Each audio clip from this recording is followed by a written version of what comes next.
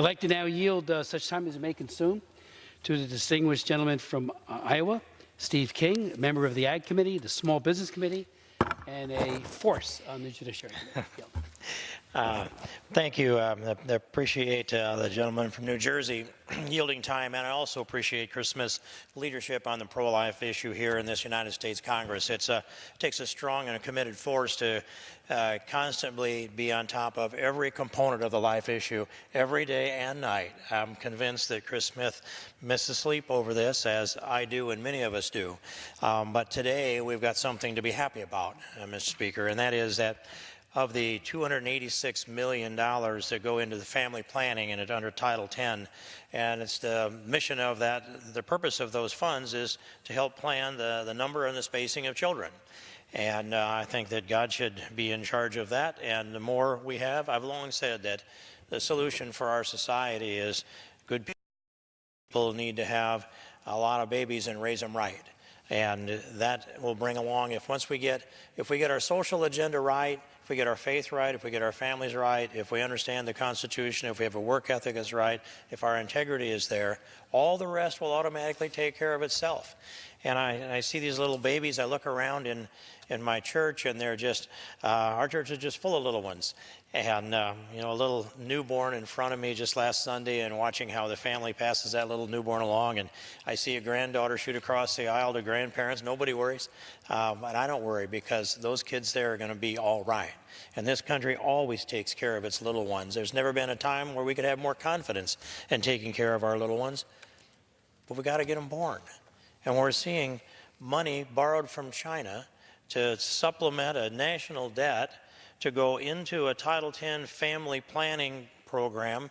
Abortion is not family planning. Abortion is ending a significant component of the family. And so this program also has statutory prohibition on abortion. So this policy that's unfolding here, thankfully from the Trump administration, will restore the statutory provisions. And Planned Parenthood themselves, you've heard the number, Mr. Speaker, is 56 million, and my math came out to 60 million. It's in that category, and that's used to advocate for abortion and to actually commit abortions. And so, you know, some people aren't moved by the utter immorality. And so I looked at some things that I saw today. I was flying in this morning, and I looked around on the internet and picked up some things. That one of them that caught my eye was that the U.S. birth rate has hit a record low.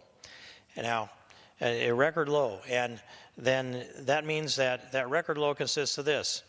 There were only 60.2 babies born per 1,000 women in this past year, in 2017.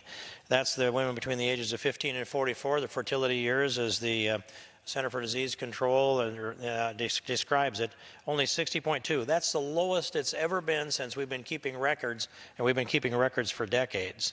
Also, the total fertility rate is at a lowest since it's been since 1978, and I think we had an anomaly in 1978. But that total fertility rate, Mr. Speaker, I point out that in order to sustain our population as it is, just a level population, it takes 2.1 babies per woman in order to sustain our population. And our total for that, and that's rated in a total fertility rate, that's 1.764 today, babies per woman, lowest since 1978, and well below, hundreds and hundreds below what it needs to be able to sustain our population. And here's another record that is the lowest in 30 years. Now think of this. The population of the United States of America is as high as it's ever been, about 326 million or more. 326 million people. You would think the higher the population is, the more babies would be born into that population. At least you'd set a record on babies born into the population because our population is as larger than it's ever been. But here's the real data on it. There were 3,853,472 births in 2017. That's the lowest number of births in 30 years. The lowest number of births in 30 years, and we'd also need to add to that, there are roughly 1 million abortions that took place in America in 2017.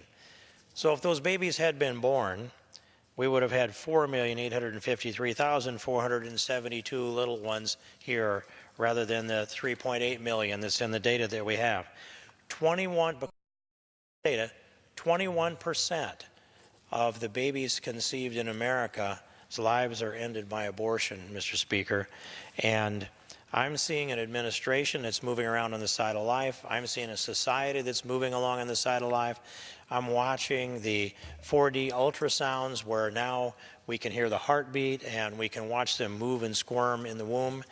And I'm encouraged that America's society, America's civilization is moving towards the side of life. Eventually, we will see the end of Roe versus Wade, Doe versus Bolton, and Planned Parenthood versus Casey. We will get there, Mr. Speaker, and the work that's done by Mr. Smith and others, and thankfully the President and the administration, get us closer to that day